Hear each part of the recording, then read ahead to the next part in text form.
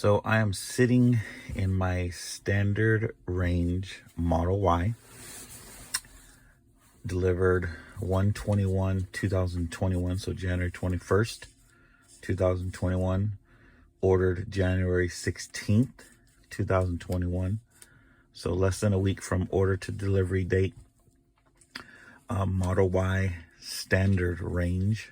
We're doing the slow charging today. I'm going to install the new charger soon, but wanted to give you guys some real range testing with a few launching here and there. So again, it's probably not the most accurate as far as differences, but so I purchased this with 3 miles on it, and when I left Tesla in Rocklin, it was 100% charge. So they maxed it out. And again, issue versus online of 244 miles versus when I left, it showed 225. Day one, I drove 37 miles. I didn't double check on the range, so I can't really give numbers exactly on my first day. But day two is a little bit better tracking. I started out with 41 miles at 201 range. This was yesterday. And that was at 10:27 in the morning. At 4:03 in the afternoon, I was down to 153 miles of range.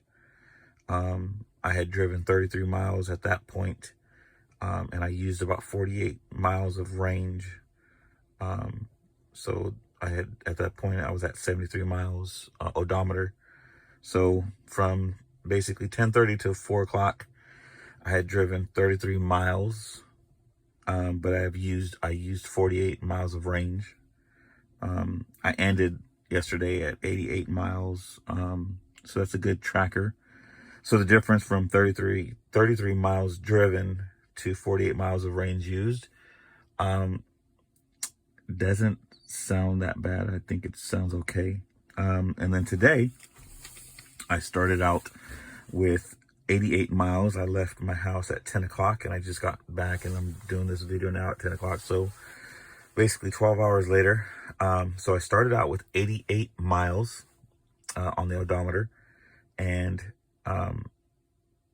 the ratio here was at 200 miles of range. I drove today 88 miles, so I'm at 176 mile odometer. So today I drove 88 miles and I used 112 miles of range. So that's a little bit more accurate, or a little bit more detailed. A pretty good long day, 12-hour day drive. I drove 88 miles, but I used 112 miles of range. So that's going to let you get a pretty good idea of what this Model Y standard range is doing as far as power consumption. Let's check out the energy for today. So that's what it looks like for the last 30 miles. Average range is about 82. Let's see that. Some regenerative braking there.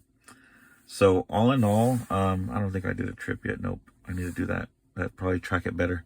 All in all, basically, so far so good. I'm still impressed, still loving my Model Y. Again, I definitely need to upgrade my charging. I mean, I can always go to supercharger, but I'm going to be upgrading to the NEMA charger soon. Once I get the adapter. I don't have the adapter. I have the outlet. I just don't have the adapter.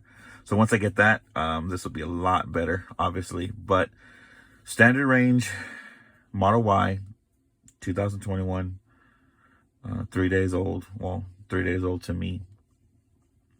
From 3 miles to 176 miles. And today, driving 88 miles with range of 112 used. So we're down to 92. I mean, I've been charging for a little bit, but so yeah, I think it's been good. I haven't had any kind of like energy worry or anything like that. Someone said to change the miles to percentage, and that will probably cut down on the anxiety, I'd say. But I've been pretty good. I don't know, I just feel confident in this car. And then also the charging networks. I live in Sacramento, California, so the charging network is pretty good. I mean, there's a lot of locations. So I'm confident in Tesla's network, but also just in the vehicle itself. And I just love it. I took the hubcaps off and it just looks so much better. It looks so much better. But that's a quick update, day 3, for Mr. Annihilator. Hope you guys like this video, subscribe. And if you haven't purchased a Tesla, definitely worth buying, whether the budget's more towards the standard range. If you can afford it, the long range obviously is going to make you worry less. And then if you're really wanting that, the numbers, the performance version is obviously going to be a good bet. But honestly, to be honest, there's so many options now that anyone pretty much that wants to get in this EV world, from Model 3 to Model Y and up, obviously there's so many different ranges, and definitely anyone should be able to jump in that market, especially with the used models being a little bit more affordable as well. So then not only the benefits, not going to gas stations and charging at home or superchargers, but also SMUD, PG&E, wherever you live, rebates to install chargers,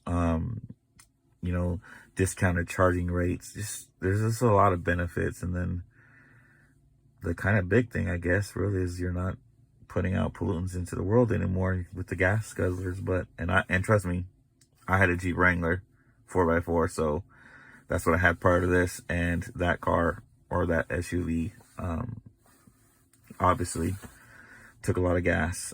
So definitely happy. Hope you enjoy this video, and I will be reporting more on the mileage usage.